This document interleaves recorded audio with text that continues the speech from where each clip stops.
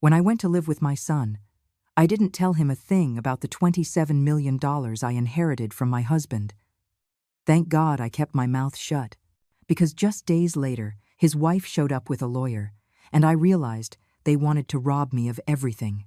But what they didn't know was that this old woman had lived far too long to be fooled by two shameless vultures who thought they could take advantage of me. It all began when they kicked me out of my own house. Yes, you heard that right. After 40 years of living in that home, after raising my children there, after caring for my husband until his last breath, my son Daniel and his wife Chloe arrived with fake smiles and told me it was for my own good to move in with them. That a 65-year-old woman shouldn't live alone. That they wanted to take care of me in my golden years. Liars. What they wanted was to have me under their roof so they could manipulate me better. But me, playing the part of the foolish old woman they thought I was, I said yes. I even thanked them. I told them they were so good to me. Because you see, when you get to my age, you learn that sometimes it's better to let them think you're clueless. It's better that they see you as a poor, confused old lady who doesn't understand a thing about what's happening around her. But the truth is, I understood everything. I understood why Chloe was so insistent that I come live with them right after my husband's funeral. I understood why they had suddenly become so affectionate towards me. I understood why Daniel, who barely visited once a month when his father was alive, now showed up every day, worried about my well-being. What they didn't understand was that I had changed. That my husband's death had not only left me a widow, but it had also left me with something else. Something neither of them could have ever imagined. Because my husband, that quiet man who worked at an import-export business, had kept a secret for all these years. A $27 million secret that only I knew about now. When the lawyer called me 3 weeks after the funeral, I thought it was a prank. "Mrs. Eleanor," he said over the phone, "your husband left very specific instructions. There is a Swiss bank account that only you can access. The documents are in a safe deposit box that opens only with your fingerprint." At first, I didn't believe him. How was it possible that my husband had so much money hidden away? How could he have never said a word? But when I went to the bank and saw the numbers on that screen, when I saw all those accounts in my name, when I realized I was a millionaire and nobody else knew, I understood why my husband had kept the secret. I understood that he was protecting me, that he knew if the family found out, they would see me as a prize to be won instead of a person. And he was right. Because as soon as I moved in with Daniel and Chloe, they began to show their true colors. Chloe, with her flashy red dresses and her always perfect nails, started talking to me as if I were a little girl.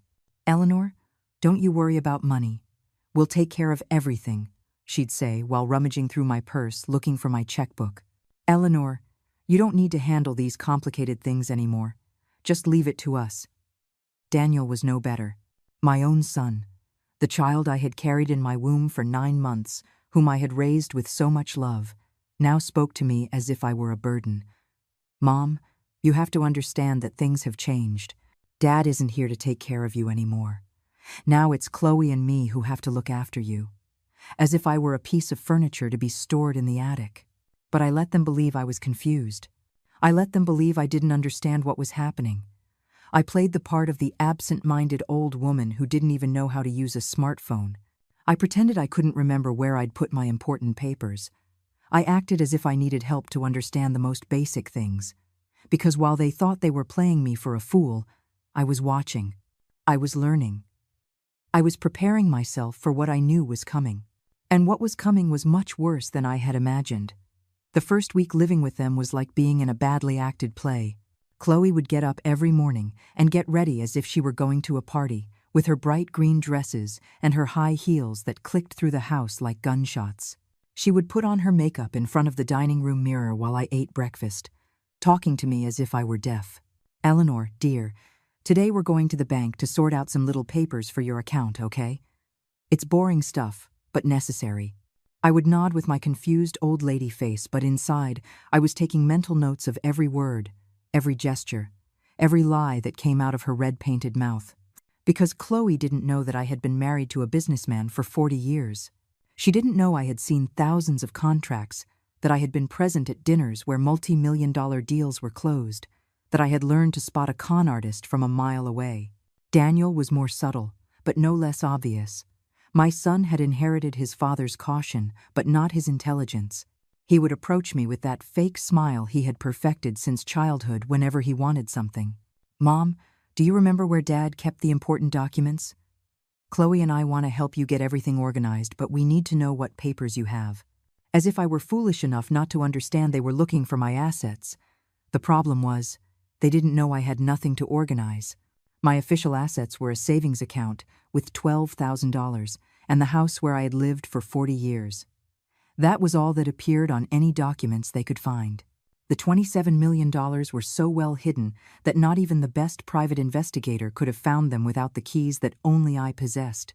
But they didn't know that, and I had no intention of telling them, because every day that passed, every conversation I had with them, every glance they exchanged when they thought I wasn't looking, confirmed that I had made the right decision. These two snakes didn't deserve a single cent of what my husband had worked so hard to build. The second week was when they started to apply pressure. Chloe came into my room early one morning, without knocking, carrying a breakfast tray and that smile I had grown to hate. "Eleanor, my love, I brought you your favorite breakfast." It was not my favorite breakfast. It was watery oatmeal with mushy fruit. But I smiled and thanked her, as if she had brought me a feast. "You know, Eleanor," she said, sitting on my bed without permission, "Daniel and I have been thinking about your future. A woman your age needs security. She needs to know that someone will take care of her when she can no longer care for herself." Her eyes shone with a greed that made me sick to my stomach. "We spoke with a lawyer friend of ours, Mr. Price, and he says it would be a very good idea for you to make a will. You know, just to get everything in order." There it was, the opening move. The first play in the chess game they thought they were playing with me. But what they didn't know was that I had been playing chess long before they were even born. "A will?" I asked in a trembling voice, pretending to be overwhelmed. "But I don't have anything important to leave."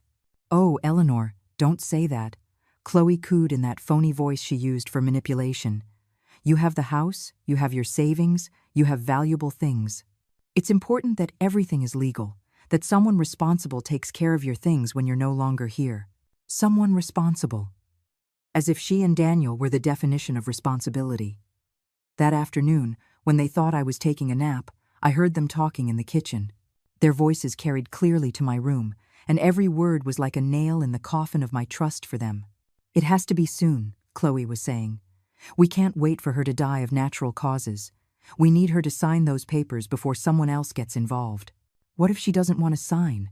Daniel asked with that scared little boy voice he'd had his whole life. "We can't force her." "Of course we can," Chloe replied with a coldness that chilled my blood. "Your mother is old. She's confused. She's vulnerable. The lawyer, Price, knows how to handle these cases. He can certify that she isn't in a condition to make her own decisions, that she needs a legal guardian." "And who would be the guardian?" Daniel asked. "Us, obviously," Chloe shot back as if it were the most natural thing in the world.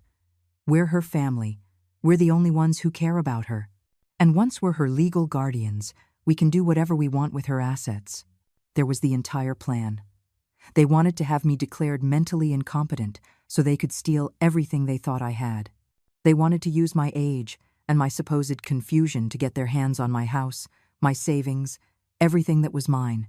They didn't know that what I really had was far more than they could have imagined in their wildest dreams. But they also knew that what they were planning was cruel. It was heartless. It was exactly the kind of abuse that thousands of seniors suffer every day at the hands of their own families.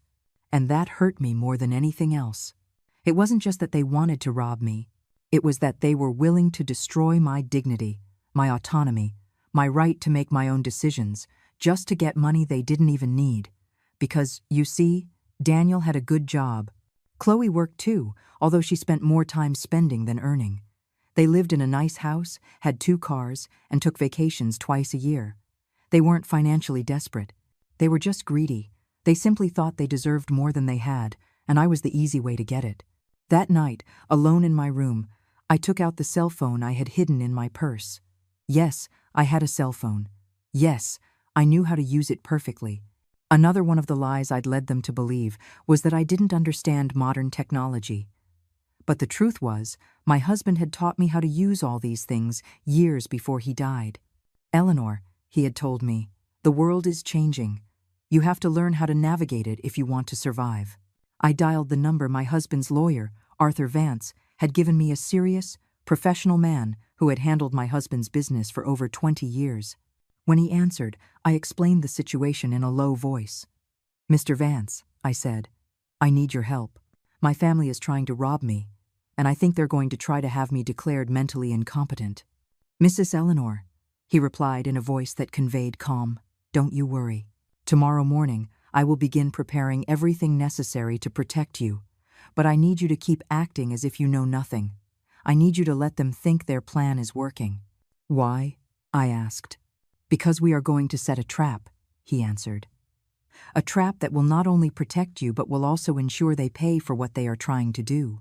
The next day, Arthur arrived at the house disguised as an insurance agent. Chloe greeted him at the door with that fake smile she reserved for strangers. "Good morning, ma'am," he said in a professional tone. "I'm here to speak with Mrs. Eleanor about a life insurance policy her late husband took out some years ago.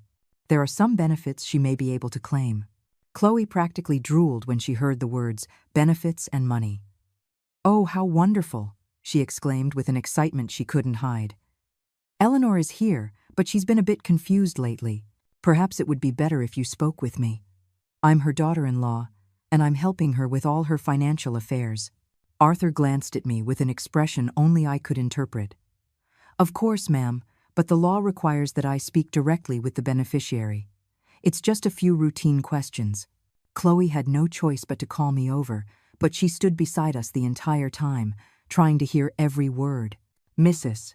Eleanor," Arthur said, his voice just loud enough for Chloe to hear, "according to our records, you may be entitled to claim a payout from your husband's policy, but I need you to sign a few documents to process the claim." Chloe practically jumped with excitement. In her greedy mind, she was already spending money she didn't even know existed. But what was really happening was that Arthur was handing me completely different documents. Documents that protected me legally. Documents that established I was of sound mind. Documents that appointed Arthur as my legal representative in case anyone tried to have me declared incompetent. All of this while Chloe thought she was witnessing a golden opportunity to steal more money. "How much money could it be?" Chloe asked, unable to contain herself. Her greed was so transparent it was embarrassing. "Well," Arthur replied with a smile I recognized as dangerous, "it depends on several factors. We could be talking about a considerable sum. But first, we need to verify that Mrs. Eleanor is in a condition to make financial decisions for herself." That's when Chloe made her first big mistake. "Oh, but Eleanor is perfectly fine," she said quickly. "She can make her own decisions. Right, Eleanor?" She had completely contradicted herself.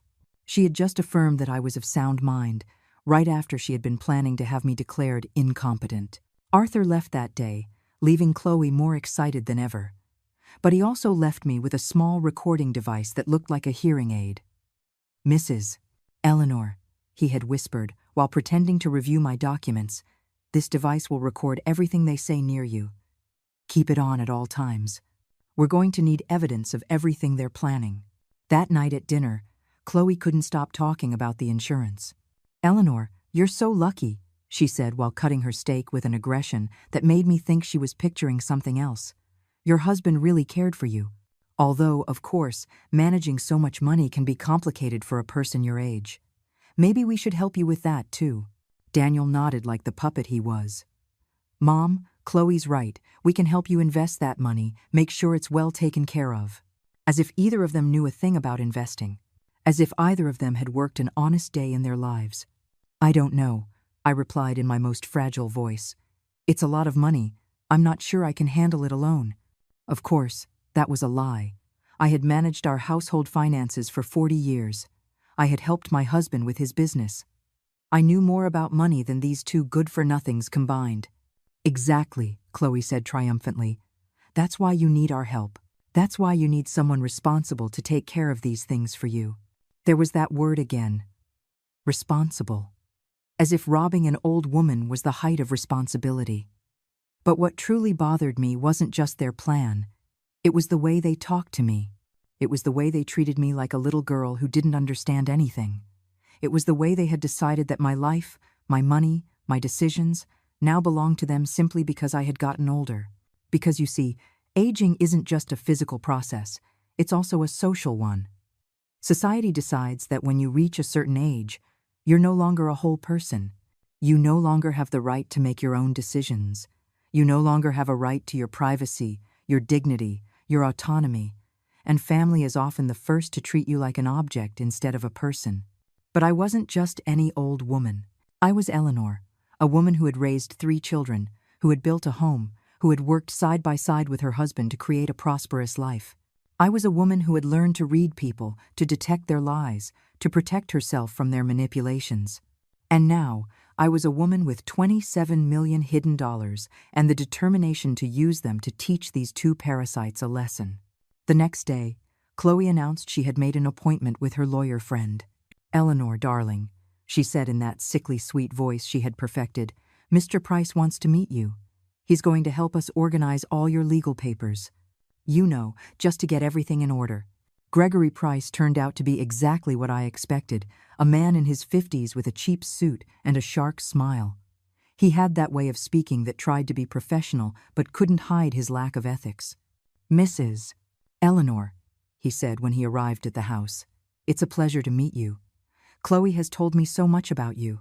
I'm sure she has. I'm sure Chloe had told him exactly what he needed to know to do his dirty work, that I was a confused old woman with some money they could legally steal. "Mrs. Eleanor," Price continued, pulling out a folder full of documents, "I've prepared some papers that will simplify your life greatly. A power of attorney that allows your family to handle your financial affairs when you are unable to. A will that ensures your assets go to the people who have truly cared for you. And a few other documents that protect your future. Protect your future, as if robbing me was a form of protection. But I had been preparing for this moment. Arthur had explained exactly what would happen and how I should react. "Mr. Price," I said in a trembling voice, "these documents are very complicated. I'm not sure I understand them completely." "Don't you worry, ma'am," he replied with a condescension that made me want to throw up. "I'll explain everything. Basically, these papers say that if you become ill or confused, Daniel and Chloe can make decisions for you. It's very common for people your age. People my age. As if being 65 was an intellectual death sentence. But I continued to feign confusion. What if I don't want them to make decisions for me? What if I can still think for myself?" Price exchanged a look with Chloe, a look that said, "This old lady is being more difficult than we thought." "Mrs. Eleanor," he said with forced patience, "no one is saying you can't think. But it's important to be realistic.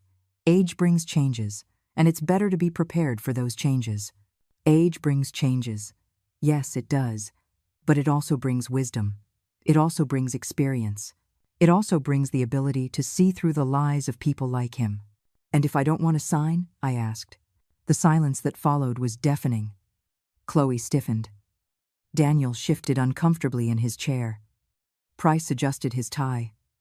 Because there it was, the question they didn't want me to ask. The question that revealed I might not be as easy to manipulate as they had thought. "Well," Price finally said, "you have the right not to sign, but I must warn you that if you don't take these precautions now, it could be more difficult to protect you later. If one day you do become confused, a judge might have to make these decisions for you. A threat, clear and direct. Sign these papers voluntarily, or we'll have them signed for you involuntarily." But I smiled my most innocent smile. "Well, if it's what's best for me, I suppose I should sign.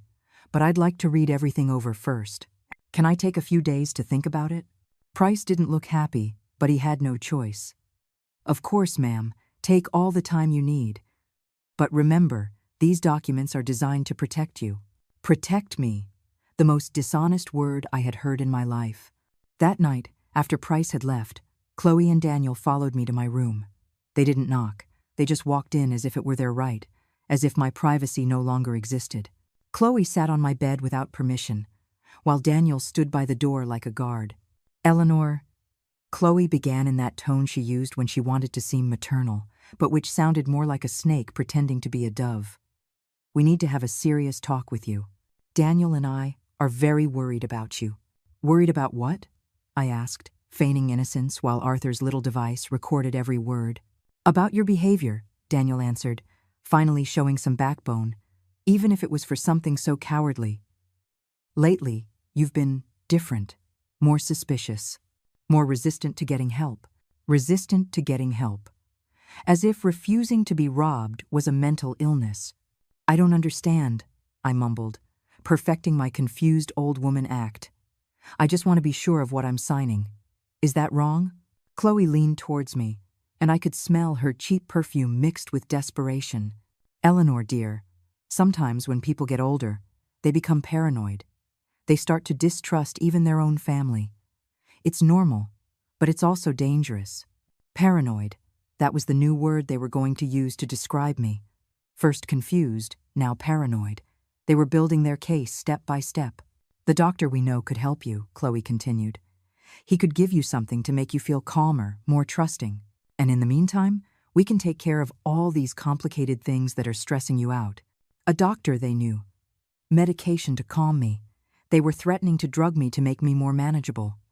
The sheer level of their wickedness left me speechless for a moment. "I don't feel stressed," I finally managed to say. "I just want to understand what I'm signing." "Mom," Daniel said with that frustrated child's voice he'd used his whole life when he didn't get his way, "you can't keep being so distrustful. We're your family. All we want is to take care of you. Take care of me. If that was their way of caring, I'd rather they openly hated me." "All right," I sighed, as if giving in. "Maybe you're right. Maybe I am being too suspicious." I saw their eyes light up with greed. "But I'd still like to read the documents one more time before I sign, just to be sure." "Of course," Chloe said quickly. "Take all the time you need, but remember, Mr. Price is a very busy man. We can't keep him waiting too long." After they left my room, I sat in the darkness, processing what had just happened. They didn't just want to rob me, they wanted to drug me. They wanted to declare me mentally incompetent. They wanted to completely destroy my autonomy as a human being, and all for money they didn't even know existed. The next day, while they thought I was napping, I heard another conversation in the kitchen. This time, their voices were more urgent, more desperate. "She's taking too long," Chloe said. "Price says the more time we give her to think, the more dangerous it is. Old people talk. She could tell someone about the documents." "So what do you suggest?" Daniel asked. "That we pressure her more. Make her feel guilty for not trusting us. And if that doesn't work?" There was a long pause. "Price knows a doctor who can certify that she's not fit to make decisions. We don't need her consent if a doctor says she's incapacitated." "But isn't that illegal?" Daniel asked in a voice that showed he knew perfectly well that it was. "Only if someone finds out?" Chloe replied with a coldness that made me tremble. "And who's going to find out?" "Eleanor doesn't have any other relatives who visit her. She doesn't have friends who come to see her. It's just us. And we're going to take very good care of her in her new condition." Her new condition. They wanted to make me a prisoner in my own life. They wanted to steal not only my money, but my freedom, my dignity, my right to exist as a whole person. But what they didn't know was that I wasn't as alone as they thought. Arthur had been very busy for the past few days. Not only had he prepared my legal defenses, but he had also hired a private investigator to follow Chloe and Price. What they had discovered was fascinating. It turned out this wasn't the first time Price had helped families manage the affairs of their elderly relatives. He had a pattern. He would find families with seniors who had some money and convince them they needed legal protection. Then, along with corrupt doctors, he would have the seniors declared incompetent and take a percentage of the stolen assets. Chloe wasn't so innocent either. Before marrying Daniel, she had been married to another older man. A man who had died mysteriously after signing a will that left everything to her. The official investigation had concluded it was natural causes, but the circumstances were suspicious. My daughter-in-law wasn't just a thief. She was potentially a murderer. That information changed everything. It was no longer just a matter of protecting my money. It was a matter of protecting my life. Arthur came to visit the next day, this time disguised as a government social worker. "Mrs. Eleanor," he said loudly as Chloe listened from the kitchen. "We're doing a routine check to ensure that the senior citizens in our area are receiving proper care." Chloe appeared immediately, her fakest smile plastered on her face. "How wonderful that the government cares so much about the elderly," she exclaimed.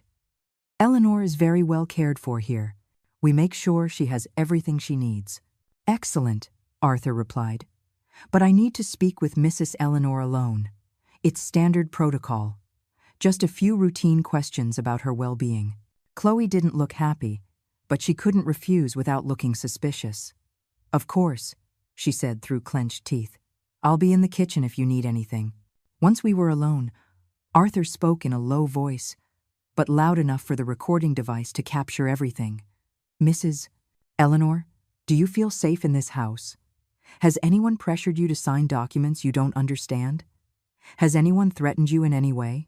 I responded in my clearest and strongest voice, establishing for the recording that I was completely lucid. "Yes, I feel pressured.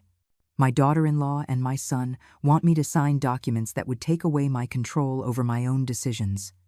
They have also threatened to have me declared mentally incompetent if I don't cooperate." "And do you consider yourself to be mentally competent?" Arthur asked. "Completely," I answered.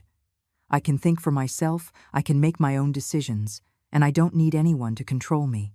Chloe, who had obviously been listening from the kitchen, appeared at the door, her face a mask of panic. "Eleanor dear, I think you're confused. Nobody is pressuring you. We just want to help you." But Arthur ignored her completely. "Mrs. Eleanor, if you feel that you are being abused or manipulated, we have resources to help you. Would you like us to connect you with Adult Protective Services?" "Yes," I replied firmly. "I would like that very much." Chloe turned pale. Her perfect plan was crumbling right before her eyes, and there was nothing she could do to stop it without looking exactly like what she was, an abuser trying to silence her victim. But I knew this was only the beginning. Chloe wasn't going to give up that easily, and when desperate people feel cornered, they are capable of anything, even murder. That night, Chloe and Daniel didn't come to dinner. I heard them whispering in their room for hours, and though I couldn't make out all the words, the tone was one of pure desperation. Their perfect plan was falling apart, and they knew it. But what they didn't know was that I had been taking apart plans long before they were born. At 2 o'clock in the morning, I heard footsteps in the hallway, footsteps heading toward my room. I pretended to be asleep, but kept my eyes cracked open. Chloe slipped in silently, holding something in her hand. She approached my nightstand, where I kept my glass of water, and poured something into it, a white powder that dissolved immediately. My own daughter-in-law was trying to drug me, but I had been expecting exactly this. Arthur had warned me that when abusers feel cornered, they escalate their violence. He had given me placebo pills to swap for any medication they tried to give me, and had taught me how to feign the effects of drugs without actually being drugged. The next day, when they brought me breakfast with my special glass of water, I drank it all in front of them. I saw the satisfaction in Chloe's eyes as she thought her plan was working. Half an hour later, I began to act confused and drowsy. "Eleanor, are you feeling all right?" Chloe asked with a fake concern that nauseated me. "I feel strange," I mumbled, slurring my words, as if I were in a fog. "Oh, you poor thing," Chloe said, but her eyes were shining with triumph. "It must be the stress of all these legal matters. Why don't you get some more rest?" But instead of resting, I pretended to be more confused than usual. I started saying nonsensical things, seeming disoriented, acting exactly as they wanted me to act. And while I played my part of the drugged old woman, they played theirs of concerned relatives. "Daniel," Chloe said loudly, "clearly for my benefit, I think we need to call the doctor. Eleanor isn't well. Look at her. She's completely out of it." The doctor arrived that same afternoon. Dr. Ivan Shepard, a 60-year-old man, with a face that looked like it had never smiled in his life. He was obviously the corrupt doctor Arthur had warned me about, the one who was going to certify that I was mentally incapacitated. "Mrs. Eleanor," he said in a voice that tried to be kind but sounded more like an undertaker's, "your family is very worried about you. They say you've been confused, disoriented. How are you feeling?" I don't know," I mumbled, faking the drug's effect.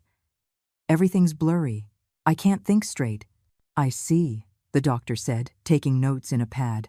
Do you know what day it is today? Tuesday? I answered, though it was Friday. Do you know where you are? At the house of... I trailed off, looking around as if I didn't recognize the place. The doctor exchanged a meaningful look with Chloe. Mrs. Eleanor, I'm afraid you are experiencing severe cognitive decline. It's common in people your age, especially after traumatic events like the death of a spouse. Severe cognitive decline. The words that would condemn me to a life of legal slavery, if this plan worked. What does that mean? Daniel asked, pretending not to know exactly what it meant. It means Mrs. Eleanor is no longer in a condition to make important decisions for herself, the doctor explained. She needs a legal guardian to handle her financial and medical affairs. Fortunately, you as her family can assume that responsibility. It's a very difficult decision, Chloe said, feigning being overwhelmed, but if it's what's best for Eleanor, it is definitely for the best, the doctor confirmed. I can certify her mental incapacity, and you can proceed with the corresponding legal paperwork. There it was, the trap, sprung. They had drugged me, brought in a corrupt doctor to certify I was insane, and now they were going to steal everything they thought I had. All legal, all official, all perfectly planned, except for one small detail they didn't know about. Arthur had been recording the entire conversation from outside the house. He had professional surveillance equipment that had captured every word, every admission of guilt, every step of their criminal plan. And he wasn't alone. Because while they believed they were closing their trap, mine was just opening. Doctor? I said suddenly, in a voice that was completely clear and lucid. Could you repeat that? You said you're going to certify that I'm mentally incapacitated? The silence that followed was absolute. The doctor turned white. Chloe's jaw dropped. Daniel looked like he was about to faint. Eleanor, Chloe stammered. I thought you were confused. Oh, I'm perfectly clear, I replied, standing up with an energy that froze them all. I'm so clear that I've just recorded this entire conversation. I'm so clear that I've been pretending to be drugged all morning. And I'm so clear on exactly what the three of you have been planning. The doctor tried to get up and leave, but at that moment, the front door opened. In walked Arthur, 2 police officers, and a detective who had been investigating Dr. Shepard's operations. Nobody move, the detective said. You are all under arrest for conspiracy to commit fraud, elder abuse, and attempted kidnapping. Chloe turned to me with a fury that finally showed her true face. You damned old witch. You set us up. That's right, I replied with a smile I had been saving for weeks. I set you up. Just like you set me up. The difference is, my trap worked. As the police cuffed them, Chloe kept screaming. You can't arrest us. We were just trying to take care of her. She's crazy. Ma'am, the detective told her with professional patience. We have recordings of you planning to drug Mrs. Eleanor, of you conspiring with a doctor to have her falsely declared incompetent, and of you threatening to use force if she didn't cooperate. That's not care. That's criminal abuse. Daniel, my own son, looked at me with a mixture of hatred and desperation. Mom, how could you do this to us? We're your family. That's precisely why it hurts so much, I answered. Because when your own family betrays you, when your own son decides you're worth more dead than alive, when the woman you brought into my home tries to poison me, that's not family. That's the enemy. Dr. Shepard tried to negotiate.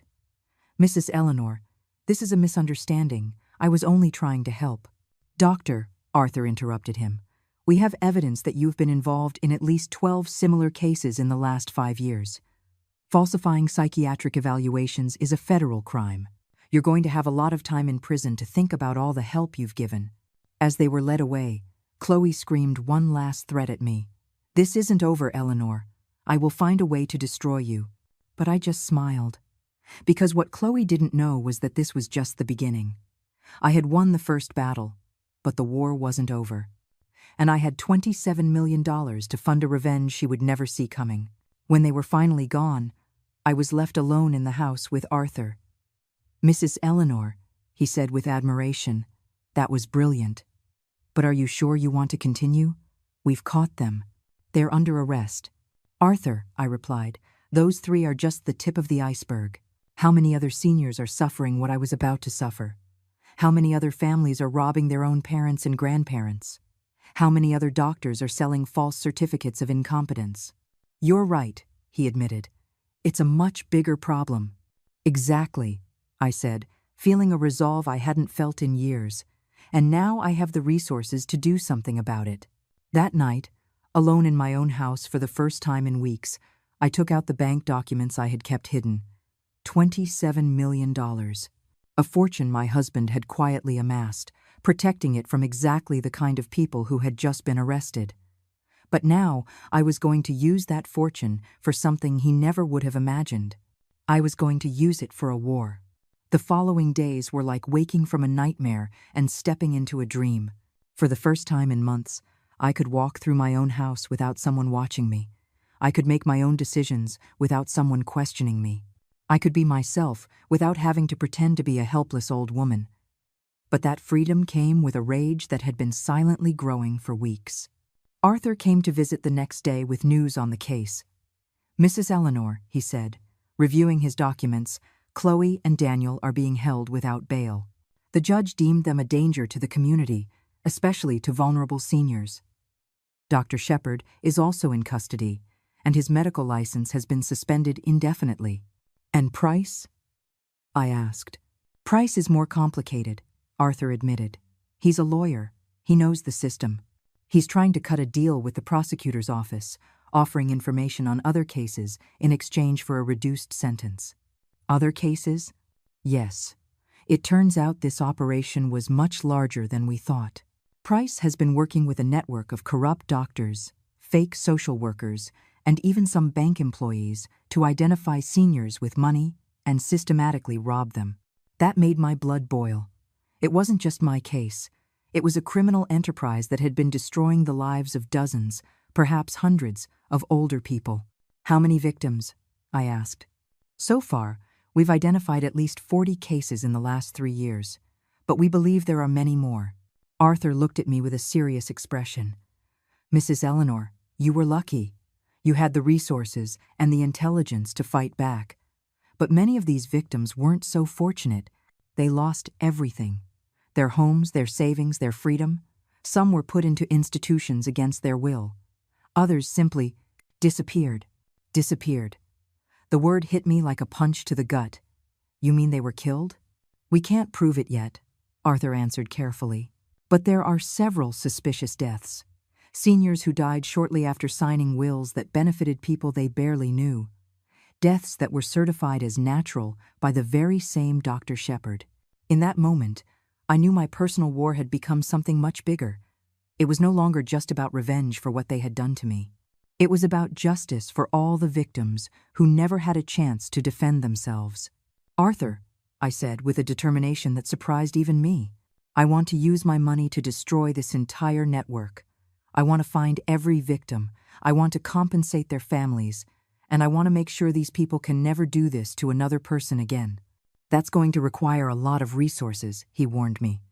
"Private investigators, specialized lawyers, maybe even security teams. We could be talking about millions of dollars." "I have 27 million, I reminded him, "and now I know exactly what I'm going to use them for." The next few days were a whirlwind of activity. Arthur hired the best private investigators in the country. We retained law firms specializing in crimes against the elderly.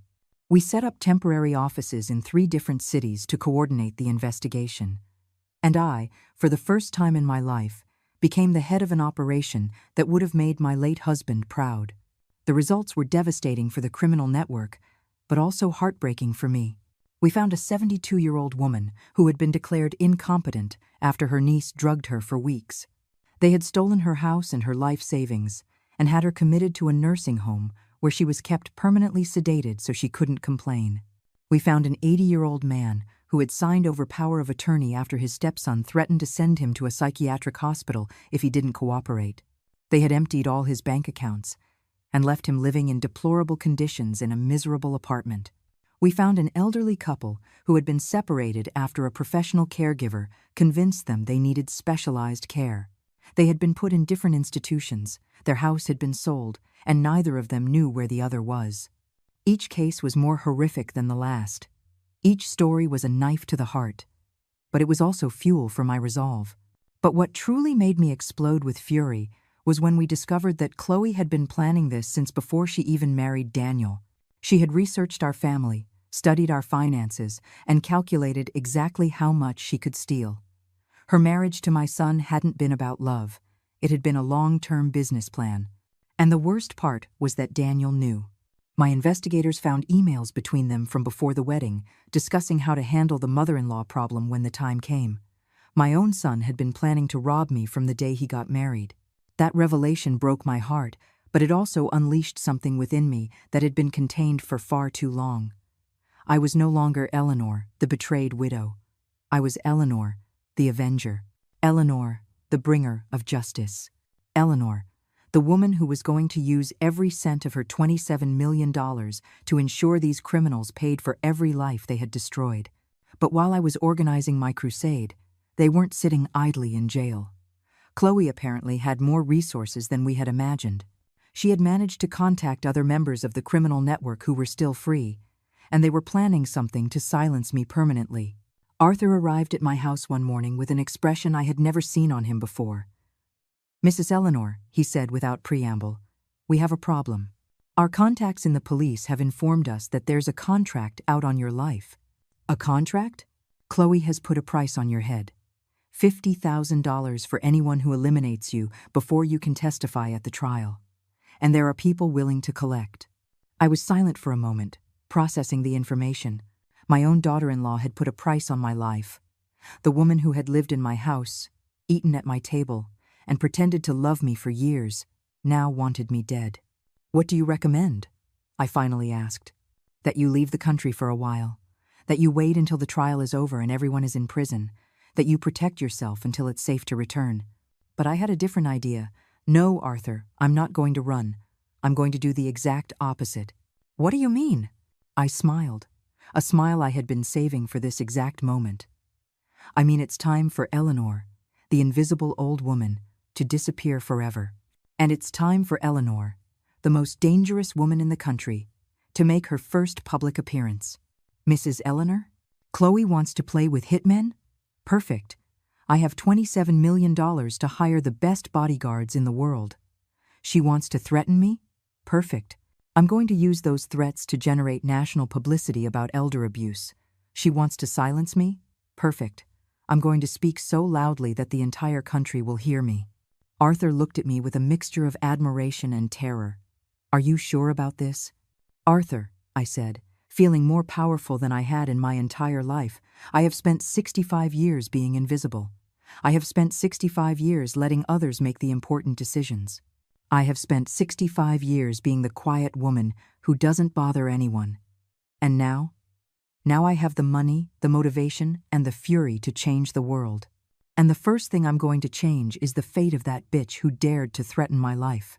It was time for the world to meet the real Eleanor. The transformation began that very afternoon. I hired the best stylists in the city, not to look younger, but to look more powerful. I traded my discreet gray dresses for elegant pantsuits in colors that demanded respect. I hired a security team that had protected politicians and celebrities. And most importantly, I hired the best public relations agency in the country. Mrs. Eleanor, the agency director, a woman named Patricia in her 40s with the sharpest gaze I'd ever seen, told me, "Your story is exactly what this country needs to hear. But we have to tell it the right way. You are not going to be the victim. You are going to be the hero." In 3 days, my story was on every national news channel. "The millionaire widow who brought down an abuse ring," the headlines screamed. "The 65-year-old woman who outsmarted her own scammers. Eleanor Morales, the silent avenger." But I wasn't content with just being a news story. I wanted action. I established the Eleanor Morales Foundation for the Protection of Seniors with an initial donation of $10 million. I hired the country's top lawyers to work exclusively on elder abuse cases. I set up a toll-free hotline where any senior could report abuse. And most importantly, I offered a $1 million reward for information leading to the capture of any member of the criminal network still at large. The results were immediate and spectacular. In 1 week, we had received over 500 calls. In 2 weeks, we had identified 12 more members of the network. In 1 month, we had freed 8 seniors who were being held in institutions against their will. But what truly filled me with satisfaction was seeing Chloe's reaction when she found out what I was doing. Arthur came to see me with a recording of a phone call Chloe had made from jail. He had obtained it legally, of course. Her lawyer had authorized the recording as part of plea negotiations. "That old hag played me," Chloe screamed on the recording. "She made us think she was a poor, helpless old woman, and it turns out she's a multi-millionaire. She has $27 million and never told us a thing." "Chloe, calm down," her lawyer's voice said. "This isn't helping your case." "My case is screwed," she shot back. "Eleanor set the perfect trap. She pretended to be vulnerable so we would make all the mistakes. And now she's using her money to destroy all of us." "Did you know about the money before?" the lawyer asked. "Of course not. If I'd known she had $27 million, I never would have tried to steal $12,000. I would have found a way to steal all of it." That confession made me laugh out loud. Chloe had just publicly admitted that her only mistake was underestimating how much money she could have stolen. She showed not a shred of remorse for the harm she had caused. She was just mad she hadn't stolen enough. But the recording also revealed something more important. Chloe mentioned the names of other network members we hadn't yet identified. Names of people who were still free and still victimizing other seniors. "Arthur," I said after listening to the recording, "I want you to use that information to find every one of those people, and I want you to let them know we're looking for them." "What do you mean?" "I want them to know that Eleanor Morales is hunting them.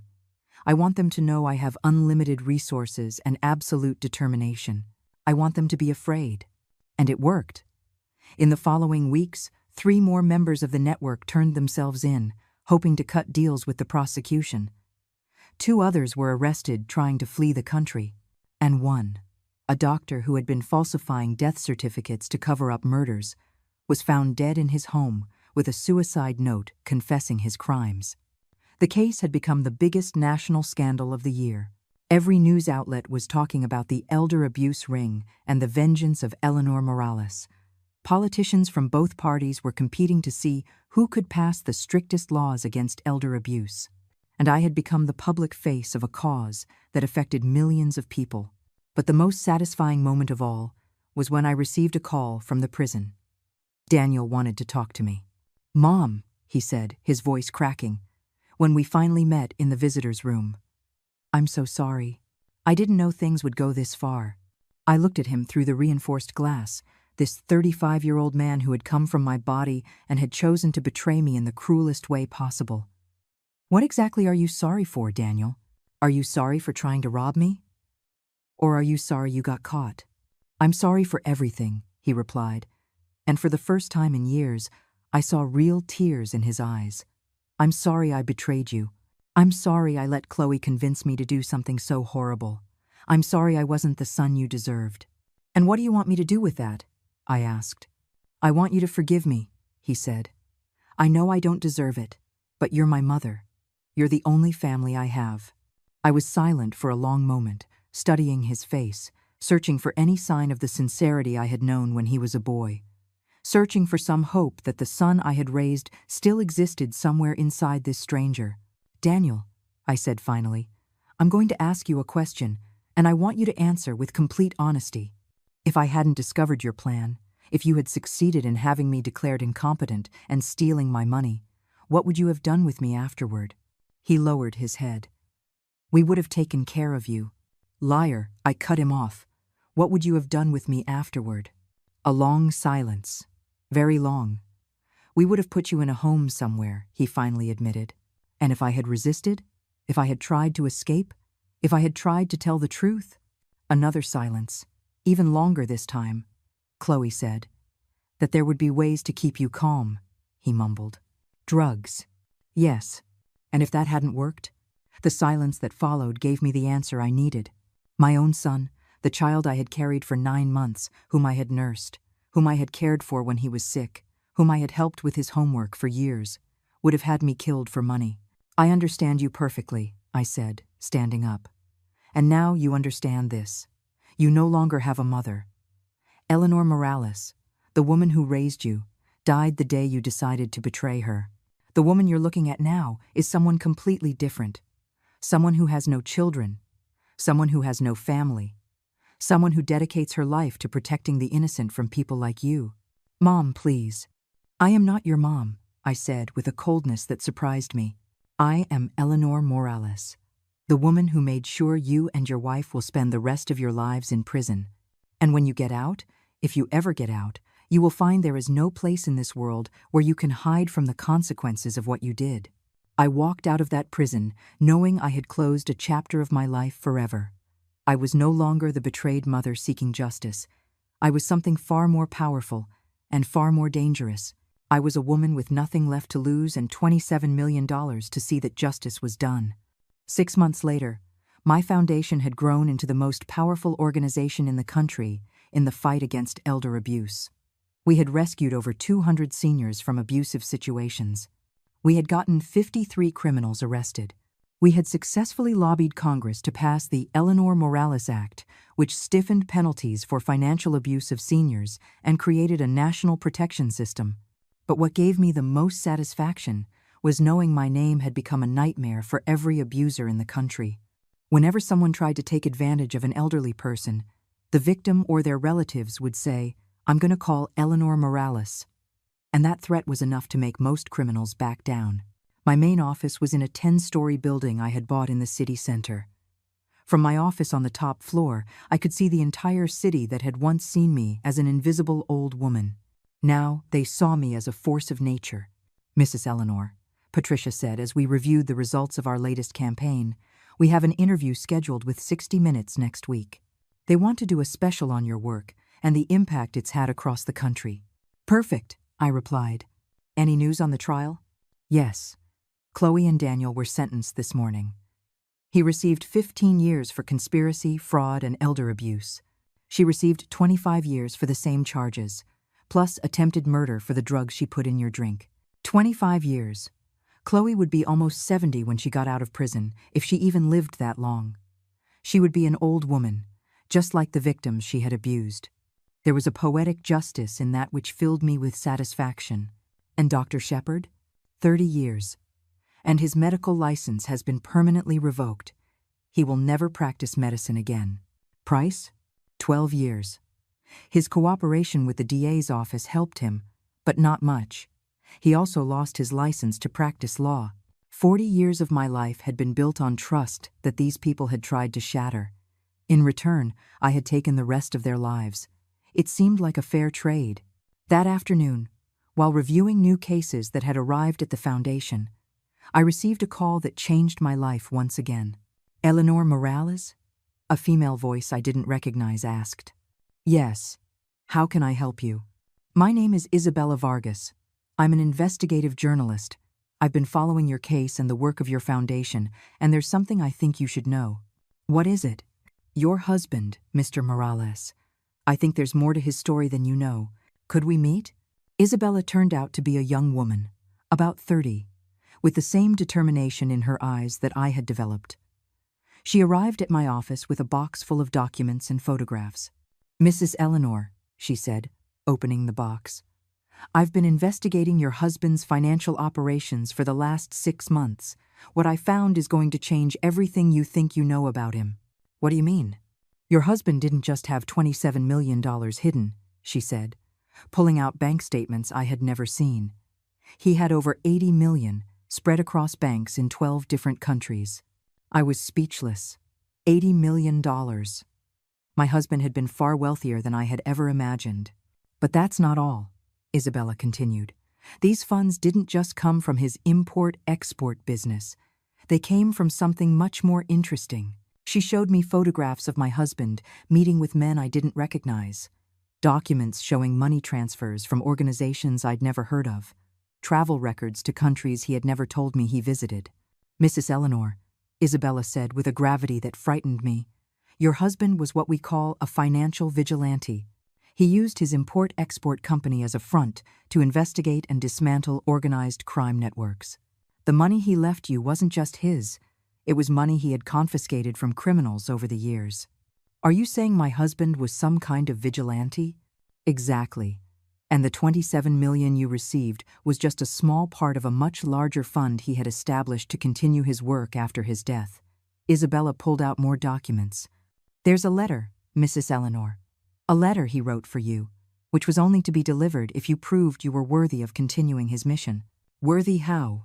By using the money he left you to fight against injustice, protecting the innocent, destroying the criminals who prey on the weak. Isabella smiled at me. I think you've more than proven that. She handed me a sealed envelope with my name written in my husband's handwriting. With trembling hands, I opened it and began to read. My dearest Eleanor, if you are reading this letter, it means you have proven to be the extraordinary woman I always knew you were. The 27 million was a test. The true resources are waiting for you in the account whose number you will find at the end of this letter. Use them to continue the war I began. Use them to protect those who cannot protect themselves. Use them to be the hero this world needs. With all my love and admiration, your husband, who knew you better than you knew yourself. At the end of the letter was a bank account number and access codes that gave me control over an additional $80 million. Isabella, I said when I finished reading, this is real. Completely real. Your husband had been planning this for years. He knew that one day someone would try to take advantage of you, and he knew that when that happened, you would find the strength to fight back. What he didn't expect was that you would become something far more powerful than he ever was. I sat in silence for several minutes, processing the information. My husband hadn't just left me money.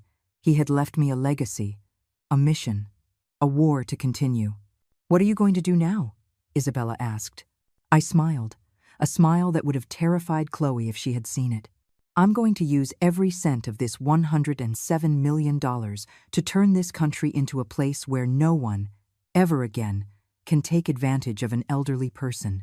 And after that, I'm going to expand the operation internationally. I'm going to create a global network of protection for seniors. I'm going to use the contacts my husband left behind to hunt down criminals on every continent. Aren't you afraid? That's a lot of power for one person. Isabella, I said, standing up and walking to the window from which I could see the entire city. For 65 years, I was invisible. For 65 years, I let others make the important decisions. For 65 years, I was the quiet woman who didn't bother anyone. And now? Now I'm Eleanor Morales. I have $107 million, an international foundation, and the absolute determination to protect every senior in the world. I turned back to her with a smile that held all the fury and all the justice I had accumulated for months. And any criminal who dares to touch an elderly person is going to find out that some bites are fatal. 5 years later, the name Eleanor Morales was known around the world. Not as the old woman who had been a victim of abuse, but as the woman who had completely transformed how society protected its senior citizens. My foundation operated in 37 countries. We had rescued over 5,000 seniors from abusive situations. We had secured the arrest and prosecution of over 2,000 criminals. And we had successfully lobbied 18 countries to pass stricter laws against elder abuse. But what made me proudest was the network of Eleanor's watchdogs that had formed organically. They were seniors from all over the world who had learned to defend themselves, who had developed mutual support systems, who no longer accepted being treated like second-class citizens. We had created a quiet revolution of empowered older people. My office now occupied 3 buildings in the city center. I had a team of over 500 employees working on abuse cases around the globe. And I had established a $1 billion endowment fund that guaranteed this work would continue long after I was gone. That morning, like every morning for the past 5 years, I started my day by reviewing reports of new cases. But there was one that particularly caught my eye. Patricia, I said to my director of operations, this case from Mexico, what do you know about it? It's similar to what happened to you, she replied. A 70-year-old woman whose family is trying to have her declared incompetent to steal her pension and her house. But there's something different about this case. What? The woman's name is Maria Gonzalez. And when her family started pressuring her, she told them, I know Eleanor Morales, and she is going to come for you. I laughed. Does she actually know me? No. But apparently, she saw one of your television interviews and learned your tactics. She's been pretending to be confused while recording all of her family's conversations. She already has enough evidence to have 3 people arrested. Send a team to Mexico, I ordered, and make sure Maria receives all the legal support she needs. They're already on their way, Patricia replied with a smile. And there's something else you should know. What is it? Chloe got out of prison last week. That made me pause. Chloe had served 5 years of her 25-year sentence due to a successful appeal and good behavior. I knew this day would come, but I didn't expect to feel anything. Not fear, not anger, not worry. Just a kind of cold curiosity. Do you know where she is? I asked. Our investigators have been following her. She's living in a small apartment in a poor part of the city, works at a convenience store, lives alone. She seems broken. Broken how? Emotionally, physically, financially. The 5 years in prison were not kind to her, and it seems she found out what you became while she was inside. Apparently, some of the other inmates psychologically tortured her, constantly reminding her that the woman she tried to rob was now one of the most powerful people in the country. That afternoon, for the first time in 5 years, I did something impulsive. I told my driver to take me to the convenience store where Chloe worked. I found her behind the counter, wearing a cheap uniform and an expression of mortal boredom. The 5 years in prison had aged her 20 years. Her hair, once always perfectly coiffed, was now gray and lifeless. Her face, once shining with arrogance and greed, now looked sunken and hopeless. She didn't recognize me at first. I had changed as much as she had, but in the opposite direction. I was wearing a custom-tailored suit that cost more than she made in a year. My hair was perfectly styled by the city's top stylist. I wore jewelry worth more than the house she had once lived in. But when our eyes met, I saw the exact moment she realized who I was. "Eleanor," she whispered, her face turning deathly pale. "Hello, Chloe," I replied, my voice as calm as a winter lake. What are you doing here?" she stammered. "I wanted to see you," I said simply. "I wanted to see what you had become." She looked around nervously, as if expecting bodyguards to appear and arrest her, or worse. "Eleanor, I'm so sorry. I know what we did was wrong. I've had 5 years to think about it. And, do you know what's most interesting, Chloe?" I interrupted her. "What?" "That if you hadn't betrayed me, if you hadn't tried to steal from me, if you hadn't put drugs in my drink and tried to have me declared insane, I would have died being exactly what you thought I was. An invisible, helpless, old woman." She didn't answer. She just stared at me with a mixture of terror and confusion. "But thanks to you," I continued, "I became something so much more powerful. Thanks to your betrayal, I discovered I had the capacity to be a warrior. Thanks to your cruelty, I found my true purpose in life. Eleanor, please." "No," I cut her off again. "I'm not going to hurt you, Chloe. I'm not going to send you back to prison. I'm not going to ruin the pathetic little life you've built here.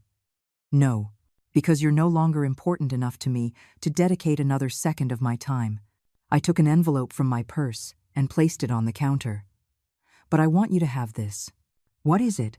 "A check for $10,000. Her eyes widened in shock. "Why?" "Because I want you to live a long life, Chloe. I want you to live for many, many years. I want you every day to wake up and remember that the woman you tried to destroy became one of the most powerful women in the country. I want every time you see my name in the news, every time you hear about the Eleanor Morales Foundation, every time someone mentions the laws I changed and the lives I saved, you remember that it all exists because you underestimated me." I took the check and put it directly into her hand. "This money isn't charity, it's my investment in your misery. Because every time you spend it, you will remember that it came from the woman you defeated without even realizing it." I walked out of that store, knowing I had closed the final chapter of my old life. Chloe was no longer my enemy. She was just an old woman working in a convenience store, living with the weight of knowing she had lost the most important war of her life. That night, sitting in my office overlooking the city lights, I reflected on the incredible journey my life had been. It had begun as Eleanor the Invisible, the old woman no one noticed. It had passed through Eleanor the victim, the woman betrayed by her own family. Then I had become Eleanor the Avenger, the woman who destroyed her enemies. And finally, I had transformed into Eleanor the hero, the woman who protected the innocent around the world. But more than all of that, I had become Eleanor the free. Free from society's expectations of what a woman my age should be. Free from the need to be loved by people who didn't deserve me. Free from living a small, quiet life. My phone rang, interrupting my thoughts. It was Patricia. "Mrs. Eleanor," she said, excitement in her voice. "I just got a call from Sweden. They want to nominate you for the Nobel Peace Prize for your work in protecting the rights of senior citizens." I smiled. The Nobel Peace Prize. For a woman who had started this war as an act of personal revenge. "You know what, Patricia?" I said. "What?" "I think I'll accept. But only if I can use my acceptance speech to send a message to every abuser in the world." "What message?" "That some old women bite. And that when we bite, the wound is fatal." I hung up the phone and looked out the window one last time. Somewhere in that city, there were seniors being abused at this very moment. Somewhere in the world, families were plotting to steal from their own parents and grandparents. Somewhere, criminals thought that old people were easy prey. But I also knew that somewhere, there was an old woman who was refusing to be a victim. There was a grandmother recording her grandchildren's threats. There was a widow calling the police, instead of suffering in silence. Because I had shown that it was possible. I had shown that it is never too late to fight back. I had shown that age can be a mask for ferocity, and that gray hair can hide very sharp fangs.